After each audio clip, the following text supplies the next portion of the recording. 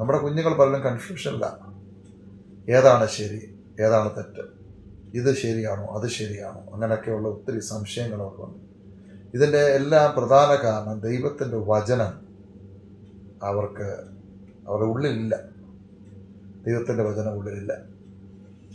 നമ്മൾ കൊടുക്കുന്ന central school എന്ന് പറയുന്നത് 30 മിനിറ്റോ 40 മിനിറ്റോ അല്ല 45 മിനിറ്റോ കൊടുക്കുന്ന സെൻട്രൽ സ്കൂളിൽ എത്ര കുഞ്ഞുങ്ങൾ ശ്രദ്ധിക്കുന്നു എന്നുള്ള കാര്യം അവരുടെ മാർക്ക് നോക്കി അറിയാം.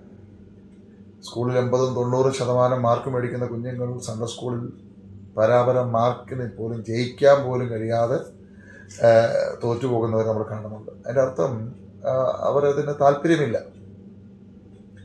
അതേപോലെ നമ്മുടെ കൊച്ചു കുഞ്ഞുങ്ങൾ മെമ്മറി വേഴ്സ് പറയുന്നത് നിങ്ങൾ ശ്രദ്ധിച്ചാൽ മതി. കുഞ്ഞുങ്ങൾ മെമ്മറി വേഴ്സ് പറയുന്നത് വളരെ കഷ്ടപ്പെട്ടാണ്.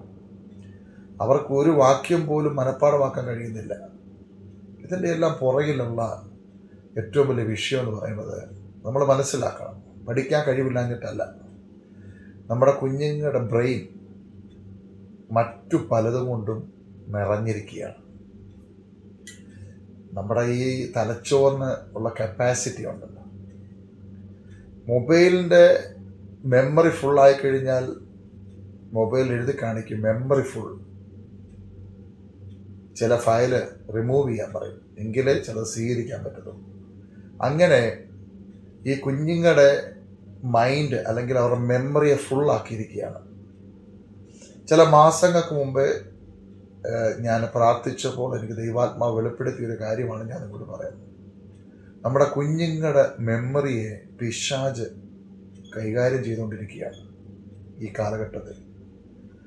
അവന് വേണ്ടതെല്ലാം അവൻ കുത്തി നിറക്കിയ തലയിൽ. അവർ പല ചിന്തയിലാണ്.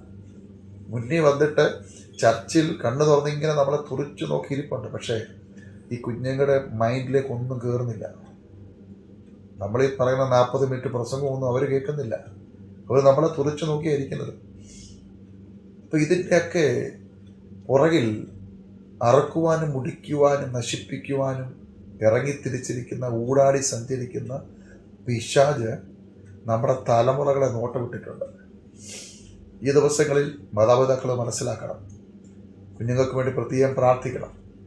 അവിടെ തലയെ കൈവച്ച് നിങ്ങൾ പ്രാർത്ഥിക്കണം. ഈ തലയ്ക്കകത്തുനിന്ന് ഈ പിശാചിട്ടിരിക്കുന്ന കംപ്ലീറ്റ് ഡേറ്റാസും പുറത്തു പോകണം. പല ആവലാതികൾ, ചിന്തകൾ, കൺഫ്യൂഷൻസ് എല്ലാം അവൻ തലയിൽ കയറ്റും. അപ്പം ഈ തലച്ചോറിനകത്ത് സ്പേസ് ഇല്ലാതെ കുത്തി നിറച്ചിരിക്കുകയാണ്. ചർച്ചയിൽ വന്നിരിക്കുന്നുണ്ടെങ്കിലും തലേ ദിവസം ഇട്ടൊരു ഫോട്ടോയിൽ എത്ര ലൈക്ക് വന്നു, എത്ര കമൻസ് വന്നു എന്നുള്ള ചിന്തയിലാണ് ചർച്ചിനകത്തിരിക്കുന്നത്. ഇത് കുഞ്ഞുങ്ങളിൽ മാത്രമല്ല കേട്ടോ, നമ്മൾ വലിയ ആൾക്കാരിലും ഇത് സംഭവം വ്യാപരിച്ചുകൊണ്ടിരിക്കുകയാണ്. കോൺസെൻട്രേഷൻ ഇല്ല, ഏകാഗ്രത ഇല്ലാതാക്കുക. അതാണ് അപ്പോസ്തലനായ പൗലോസ് പറയുന്നത്, ക്രിസ്തുയേശുവിലുള്ള ഏകാഗ്രത നഷ്ടപ്പെടുത്തുക, കോൺസെൻട്രേഷൻ ഇല്ലാതാക്കുക. ഈ ദിവസങ്ങളിൽ നമ്മുടെ കുഞ്ഞുങ്ങൾ ദൈവത്തിൻ്റെ വചനം ഹൃദ്യസ്ഥമാക്കണം, വായിക്കണം. വചനം ഉറക്ക വായിക്കണം. ദൈവത്തിൻ്റെ വചനം കുഞ്ഞുങ്ങളെ കൊണ്ട് ഉറക്ക വായിപ്പിക്കണം. അവർ കേൾക്കുന്ന വചനം അവരെ ശുദ്ധീകരിക്കും. അവരിയ്ക്കുന്ന മുറിയെ ശുദ്ധീകരിക്കും. ദൈവത്തിൻ്റെ വചനം നമുക്ക് അത് തൂക്കുകട്ട പോലെ, സ്കെയില് പോലെ എന്ന് പറഞ്ഞു കഴിഞ്ഞാൽ നമ്മുടെ അടിസ്ഥാനം ദൈവത്തിൻ്റെ വചനമായിരിക്കും. രണ്ടാമത്തെ ഒരു മെയിൻ വിഷയം, പരിശുദ്ധാത്മാവ് കുഞ്ഞുങ്ങൾ നിറയപ്പെടണം. ഇന്ന് കുഞ്ഞുങ്ങൾക്ക് താല്പര്യമില്ല ഇതിനോട്. പല കുഞ്ഞുങ്ങളോടും ഞാൻ സംസാരിച്ചപ്പോൾ മനസ്സിലായത്, പാസങ്ങളെ ഭയങ്കര ഷെയിം തോന്നുന്നു ഈ അന്യഭാഷയൊക്കെ പറയുന്നത്. അതില്ലാതെ നമുക്ക് സ്വർഗത്തിൽ പോകാൻ പറ്റുമോ എന്നാണ് അവർ ചോദിക്കുന്നത്. പ്രിയ കുഞ്ഞുങ്ങളെ, അന്യഭാഷ പറയാൻ മാത്രമല്ല, പരിശുദ്ധാത്മാവെന്ന അത്യന്ത ശക്തി നമ്മളിൽ ഇല്ലെങ്കിൽ നമുക്ക് ക്രിസ്തീയ ജീവിതം വിജയകരമായി മുന്നോട്ട് ജീവിക്കാൻ കഴിയില്ല. ഈ പരിശുദ്ധാത്മാവ് ഓപ്ഷനല്ല. പരിശുദ്ധാത്മാവിനെ നമ്മൾ പ്രാപിച്ചേ പറ്റത്തുള്ളൂ. നമ്മുടെ കാര്യം നോക്കുന്ന കാര്യസ്ഥനായിട്ട് പരിശുദ്ധാത്മാവ് ഇറങ്ങി വരണം. പ്രിയ കുഞ്ഞുങ്ങളെ, നിങ്ങളോട് ഞാൻ പറയുകയാണ്, നിങ്ങൾ ഉഗാണ്ടയിലോ അമേരിക്കയിലോ കാനഡയിലോ എവിടെ വെള്ളം വയ്ക്കൂ, പക്ഷേ നിങ്ങൾ ദൈവത്തിൻ്റെ വചനമുണ്ടോ, നിങ്ങൾ പരിശുദ്ധാത്മാവ് വസിക്കുന്നുണ്ടോ, നിങ്ങളൊന്നിനെ ഭയപ്പെടത്തില്ല. ദൈവം നിങ്ങളുടെ കൂടെയുണ്ട്. നിങ്ങൾ ജയിക്കും, നിങ്ങൾ ജയിക്കും. ഉറക്കമില്ലാതെ ഡിപ്രഷനായി ജീവിതത്തിലെല്ലാം നഷ്ടപ്പെട്ട അനേക കുഞ്ഞുങ്ങളെ ഞാൻ കണ്ടു. പ്രിയ സുഹൃത്തുക്കളെ, ഈ ദിവസങ്ങളിൽ ദൈവത്തിൻ്റെ വചനത്തിലേക്ക് മടങ്ങി വരിക.